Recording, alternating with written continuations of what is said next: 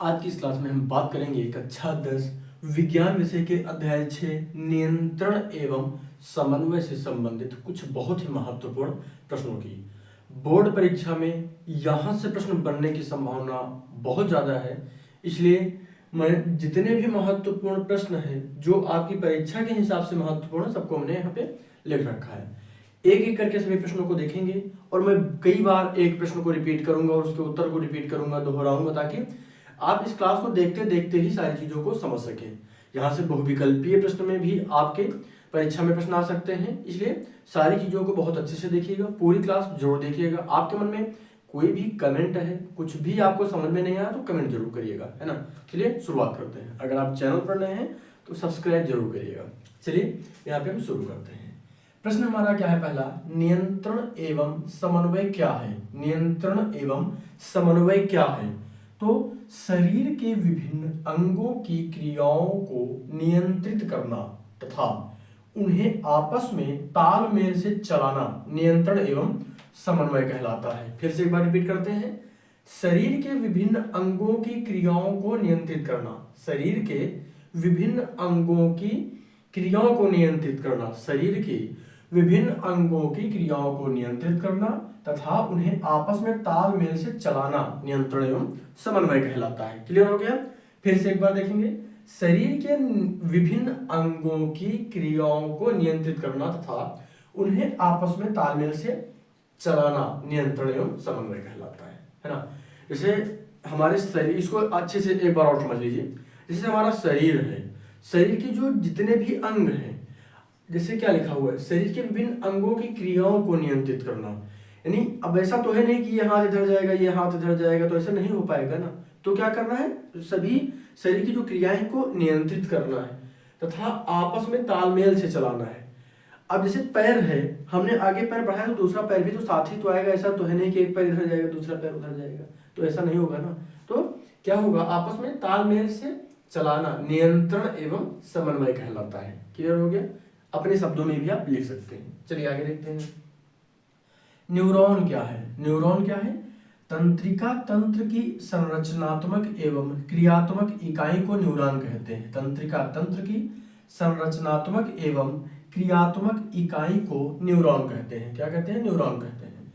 Neuron एक विशेष प्रकार की कोशिका है। न्यूरॉन एक विशेष प्रकार की कोशिका है जो संकेतों को विद्युत आवेग के रूप में एक स्थान से दूसरे स्थान तक पहुंचाती है। ठीक है, क्लियर हो गया?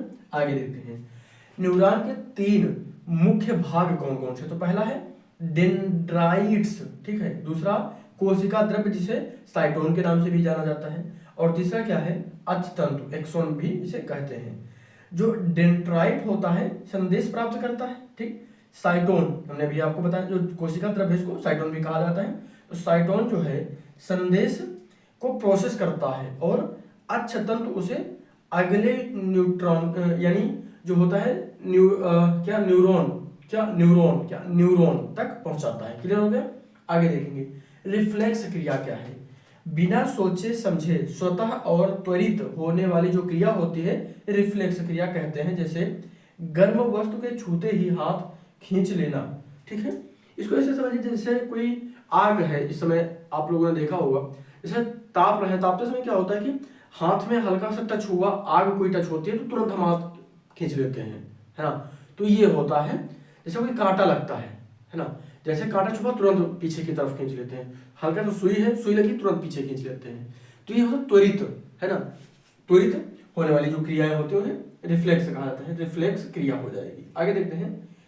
हार्मोन क्या है? तो रक्त द्वारा परिवाहित होने वाले रासायनिक संदेशवाहक पदार्थों को हार्मोन कहते हैं। रक्त द्वारा परिवाहित होने वाले रासायनिक संदेशवाहक पदार्थों को हार्मोन कहते हैं। हार्मोन शरीर की वृद्धि, चयापचय, व्यवहार तथा प्रजनन को नियंत्रित करते हैं। क्लियर हो गया? चलिए अगला प्रश्न देखते हैं। क्या पिट्यूटरी ग्रंथि को मास्टर ग्रंथि या मास्टर ग्लैंड क्यों कहते हैं? तो क्योंकि यह अन्य सभी एंडोक्राइन ग्रंथियों को नियंत्रित करती है और उसके हार्मोन स्राव को प्रभावित करती है। क्लियर हो गया? क्योंकि यह अन्य सभी एंडोकाइन ग्रंथियों को नियंत्रित करती है और उनके हार्मोन स्राव को प्रभावित करती है। क्लियर हो गया? आगे देखते हैं। थायरॉक्सिन हार्मोन क्या करता है? थायरॉक्सिन हार्मोन क्या करता है? तो थायरॉक्सिन शरीर के चयापचय, हाँ ठीक है, चयापचय को नियंत्रित करता है। थायरॉक्सिन शरीर के चयापचय को नियंत्रित करता है। थायराइड ग्रंथ इसे बनाती है और इसके निर्माण के लिए आयोडीन आवश्यक है। बहुत इंपॉर्टेंट है, पूछा जा सकता है आपसे। अगला प्रश्न,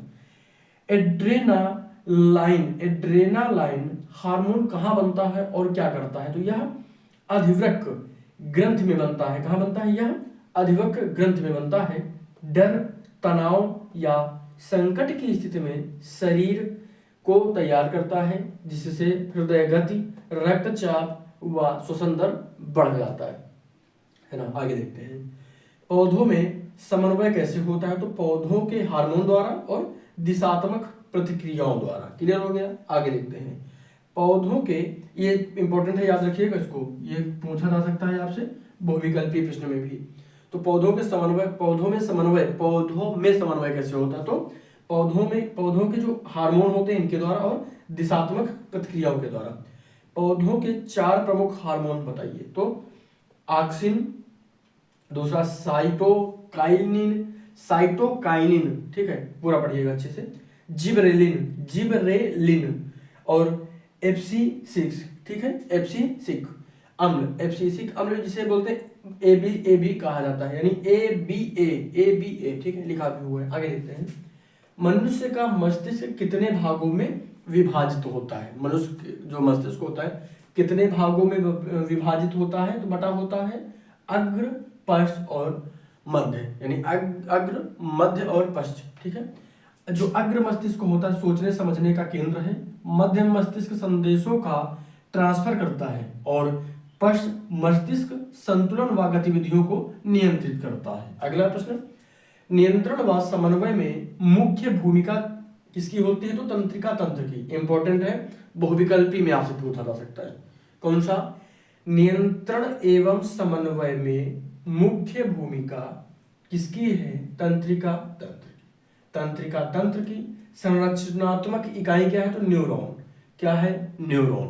क्लियर? आगे बात करते हैं, पौधों में समन्वय किसके द्वारा होता है? तो हार्मोन के द्वारा। मानव मस्तिष्क का सबसे बड़ा भाग तो सेरिब्रम, ठीक है।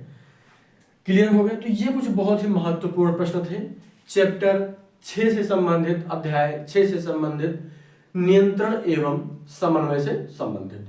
आपके मन में कोई भी डाउट है विज्ञान विषय को लेकर तो कमेंट करिएगा, हम यहाँ पर वो सारी चीजें आपको समझा देंगे। उसके लिए आपको फिर परेशान नहीं होना पड़ेगा, है ना।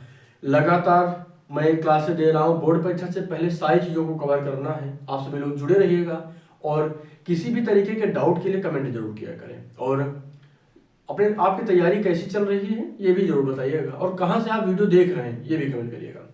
और वीडियो अच्छा लगे तो लाइक करना मत भूलिएगा। धन्यवाद।